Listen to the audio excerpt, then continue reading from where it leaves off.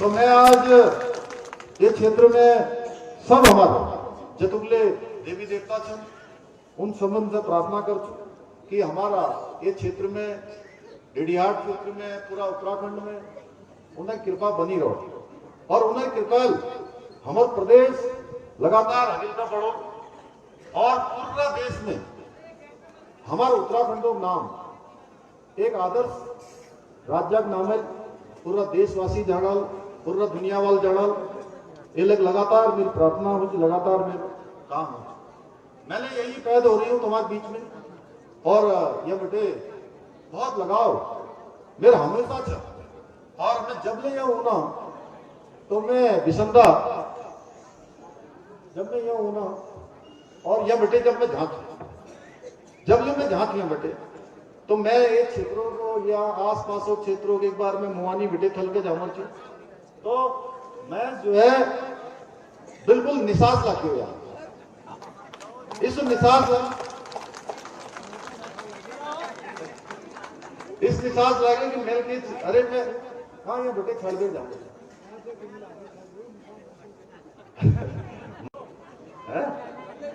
घर ले गए मात ले रहा बिल्कुल सही बात है ना। तो मैं आप सब लोगों को यही गुण खिला रही हूं कि पूरी 14 विधानसभा जो ये लोकसभा में पढ़ना उन्होंने है सपन का है ज्यादा बोतल ले आप देखे एक बार कोई इन उम्र कुछ जीतोल सपन पत्तो से ना कुछ जीतोल बता अरे कुछ जीतोल अरे जोरा मोदी जी जिताल में कुछ जीतोल तो जोरा का मोदी जी जिताल कुछ जीतोल ये तो कम आवाज की उम्र है उसका बेटे ने उम्र आवाज अरे कुछ जीतोल तो मोदी जी जिताल आप यार उत्तराखंड में ले जतुगले हमारे लोकसभा क्षेत्र छन 5 लोकसभा क्षेत्र में बेटे सब उम्र पांचों जीतन वाल छन अब पांच जीतन वाल छन तो अब सपन का है ज्यादा वोटर कुआ लोकसभा जिताल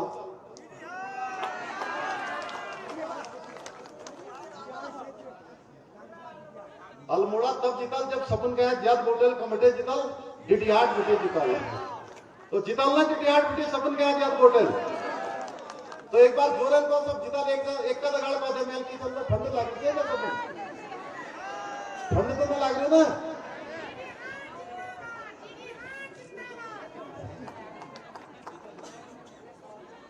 भाइयों बहनों यो लोकतंत्र का जो सबसे बड़ा जो महापर्व है ये महापर्व शुरू हो गया है और सब पार्टी के लोग आ रहे हैं कोई सब आएंगे आपके पास कोई कहेंगे हमको वोट दो कोई कहेंगे हमको वोट दो हम आपसे आपका जो समर्थन है आपका मत है आपका आशीर्वाद लेने के लिए आए हैं और उसके लिए हमने जो सुशासन है और जो हमारा ट्रैक रिकॉर्ड है जो माननीय प्रधानमंत्री जी के नेतृत्व में हमने जो काम किए हैं उन आप सब जानते हैं हमारा जो लक्ष्य है वो पूर्ण रूप से स्पष्ट है और ये लक्ष्य है उत्तराखंड के विकास का हमारा लक्ष्य है उत्तराखंड की महिलाओं के आत्मविश्वास का उत्तराखंड के युवाओं के लिए संभावनाओं से भरे आकाश का उत्तराखंड के जन जन के जीवन में प्रकाश का हमारा निरंतर प्रयास है कि जन भावनाओं के आधार पर हम फैसले लें और वो काम करें जो सीधे जनता से जुड़े हुए हों हमारा ये भाव हमारे फैसलों में स्पष्ट रूप से नजर आता है जो भी हमने फैसले लिए हैं अभी तक वो सारे के सारे फैसले उत्तराखंड राज्य के हित में लिए हैं अपनी माताओं बहनों के नौजवानों के भविष्य को ध्यान में रखकर लिए हैं। आपने देखा होगा पिछले दिनों कि राज्य के अंदर जो भर्ती घोटाले होते थे भर्ती घोटालों पर हमने प्रहार किया और पूरे देश का सबसे सख्त नकल का कानून हम लेकर आए। भाइयों बहनों उस नकल के कानून के कारण से हमारे नौजवानों को, हमारे भाई बहनों को तमाम परीक्षाओं में आज अवसर मिल रहे हैं। आज उनको पारदर्शिता के आधार पर उनका चयन हो रहा है। प्रत्येक दिन हमने अभी आचार संहिता लगने से पहले ये हमने नियुक्ति पत्र प्रदान किए। हमने प्रदेश के अंदर सबसे पहले मैं एक बात के लिए आप सबका धन्यवाद करना चाहता हूं कि उत्तराखंड के इतिहास में पहली बार, जैसा भाई अजय टंडा जी अभी कह रहे थे, पहली बार उत्तराखंड राज्य में एक इतिहास बना कि कोई सरकार में रहते हुए दूसरी बार सरकार में आने का अवसर आप सब लोगों ने प्रदान किया। आपने इस क्षेत्र से भी बिसंदा को भारी बहुमत से यहां से जिताकर भेजा। मैं आपका धन्यवाद करना चाहता हूं। और हमने संकल्प लिया था, हमने वायदा लिया था कि कोई खास बात होगी क्या वहां पर, इनसे कहो ये माता जी जो बैठी है बीच में, ये कुछ बोल रही है क्या, कुछ हम लोग भी आप सुनने के लिए कुछ जरूरी बात हो रही है तो हम लोग उधर ही बात करते हैं, आप ही को दे देते हैं। तो हमने समान नागरिक संहिता का जो कानून है वो प्रदेश के अंदर लागू किया। धर्मांतरण का कानून प्रदेश के अंदर लागू किया। और अभी आपने देखा होगा हल्द्वानी में जो दंगा विरोधी कानून, ऐसा कानून जिसके कारण से अब राज्य के अंदर कहीं भी कोई दंगा करेगा, कोई बलवा करेगा, कोई आगजनी करेगा, कोई पथराव करेगा तो उसकी सारी संपत्ति की जो नुकसान की भरपाई है वो उसी दंगाई से की जाएगी जो दंगा करने वाला है। भाइयों बहनों, इस प्रकार के हमने कई कठोर निर्णय लिए हैं। 30% सरकारी नौकरियों में हमने महिलाओं के लिए आरक्षण सुनिश्चित किया है।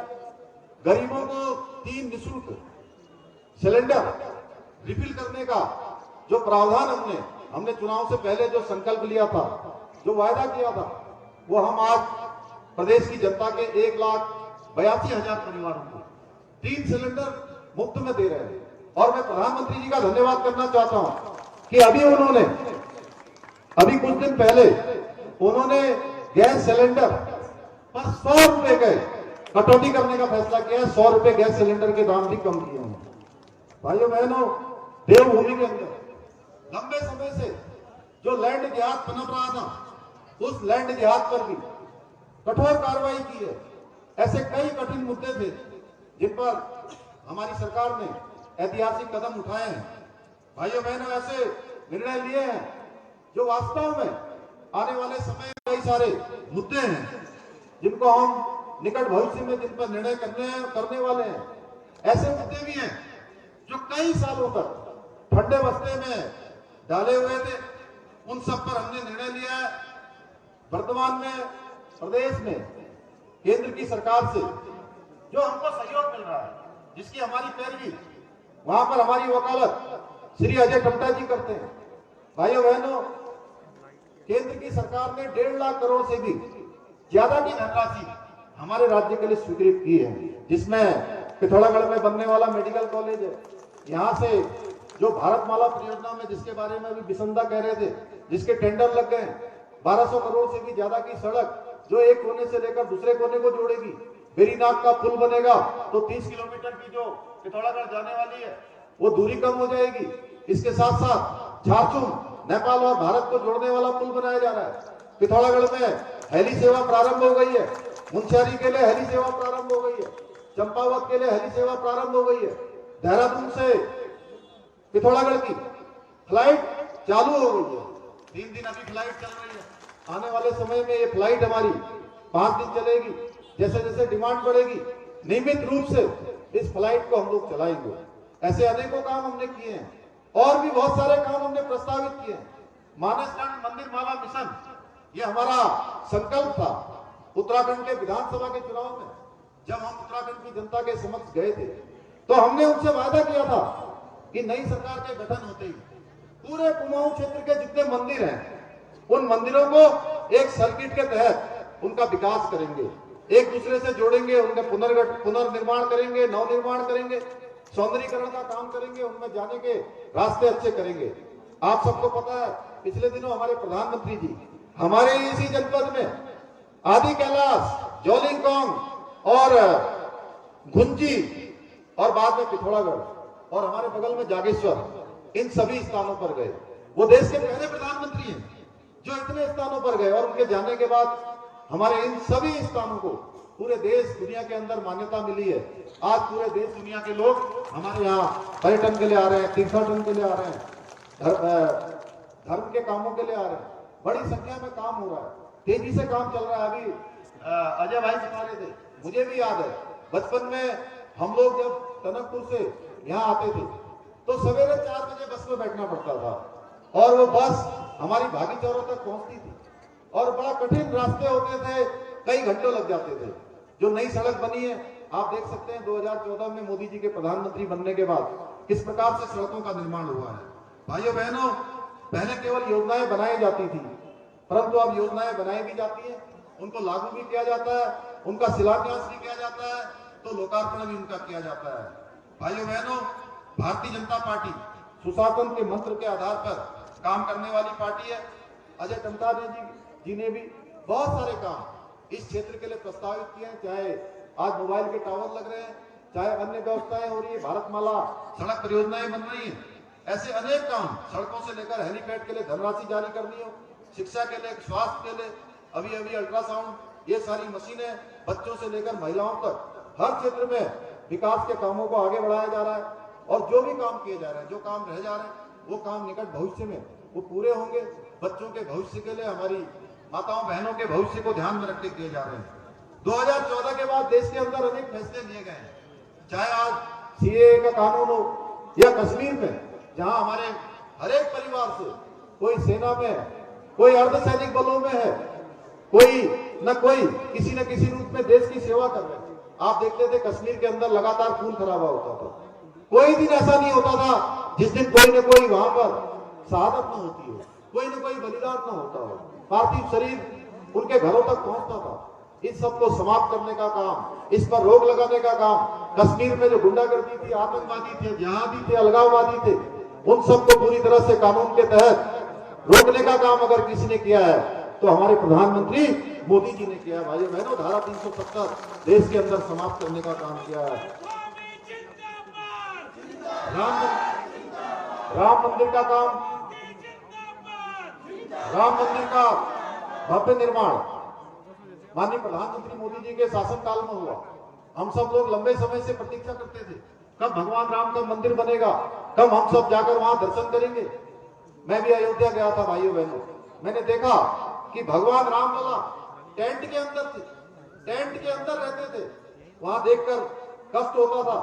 भाइयों बहनों, आज भगवान राम लला भव्य और दिव्य मंदिर के अंदर विराजमान हो गए हैं, उनकी प्रतिष्ठा हो गई है। हम सब लंबे समय से कहते थे कि राम लला हम आएंगे, मंदिर वहीं बनाएंगे, और आज वो काम हो गया।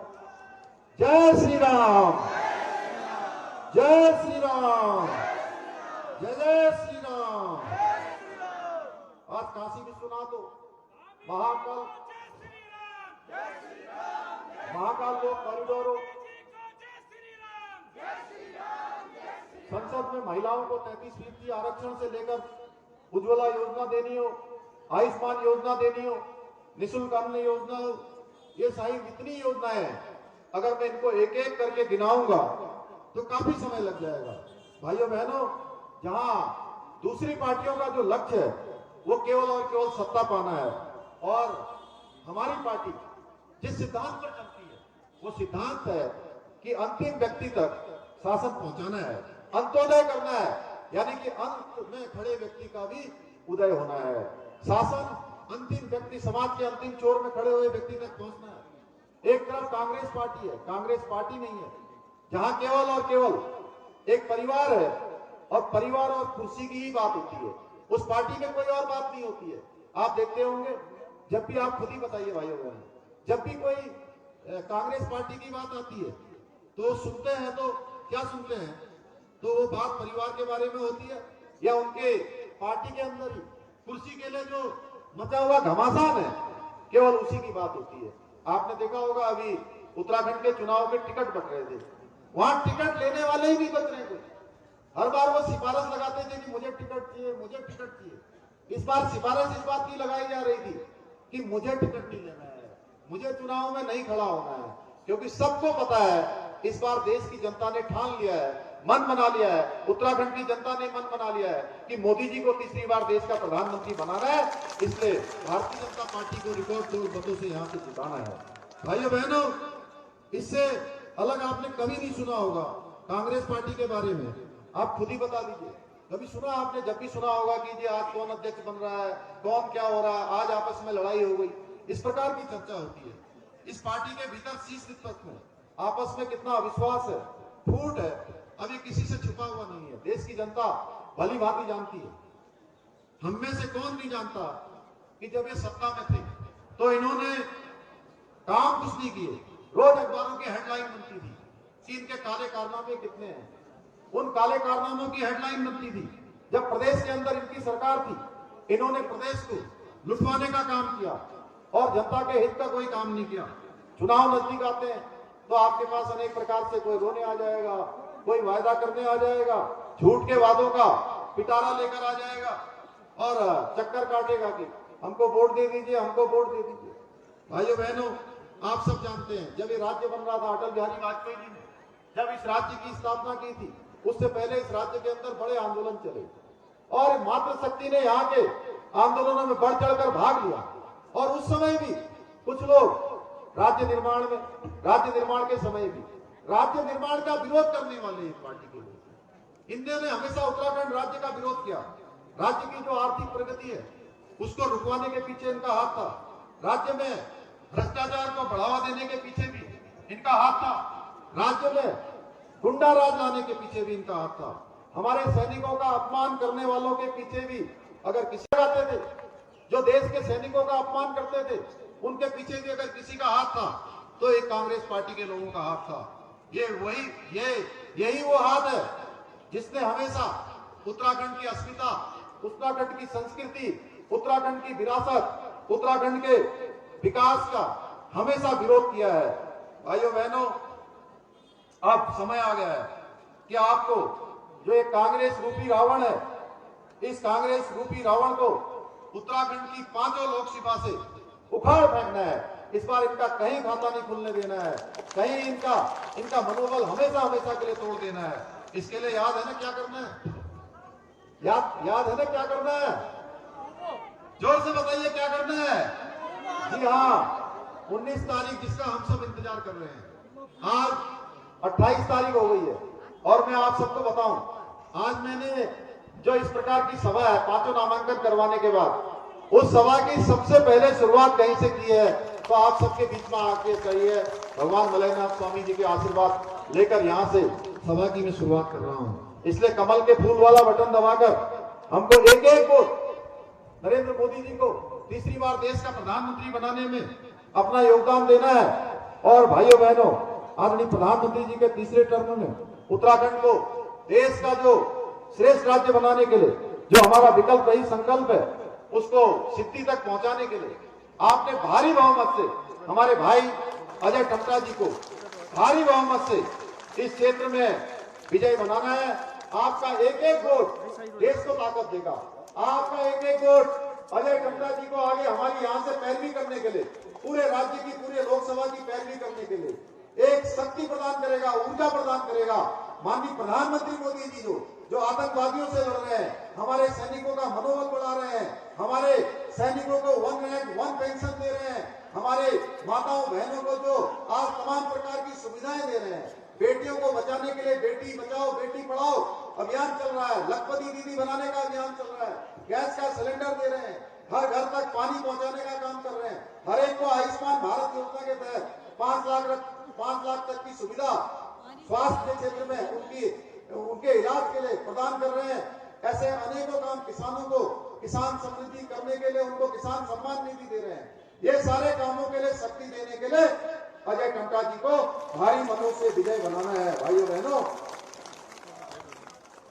और मैं आप सबसे कहना चाहता हूँ, पिछले दिनों हमने यहाँ जो मलयनाथ स्वामी का मंदिर है, इसके लिए भी हमने 60 लाख रुपए की धनराशि उसके सौंदर्यीकरण के लिए स्वीकृत की है। और पिछली बार चंपावत विधानसभा में चंपावत विधानसभा में मैं जब उपचुनाव में खड़ा हुआ था, तो चंपावत विधानसभा के लोगों ने, मैं उनको यहाँ से नमन करता हूँ मलयनाथ स्वामी के इस स्थान से, कि 94% मत दिया था और दूसरी पार्टियों के लिए 6% मत हुआ था। इस बार मैं आप सबसे कहने आया हूँ कि जब अजय भाई 4 जून को, अभी होली हमने मनाई है और 4 जून को हम दिवाली मनाएंगे, उस दिन डीडी हाट का जब बक्सा खुले तो बिसंदा से मैं पूछूंगा, बिसंदा क्या हुआ डीडी हाट का, तो बिसंदा कहेंगे पूरी लोकसभा में सबसे नंबर 1 पर जो है ये विधानसभा डीडी हाट आई है। मैं आप सबसे यही निवेदन करने के लिए अजय टम्टा जी को अधिक से अधिक समर्थन देकर, अपना आशीर्वाद देकर इनको लोकसभा में भेजेंगे तो मोदी जी के एक कमल के रूप में ये भी वहां खिलेंगे और मोदी जी को ताकत प्रदान करेंगे। इतना ही आप सबसे अपील करते हुए अब की बार मैं कहूंगा, अब की बार आप कहेंगे 400 पार, अब की बार फिर एक बार। आप सबका बहुत बहुत धन्यवाद। जय हिंद।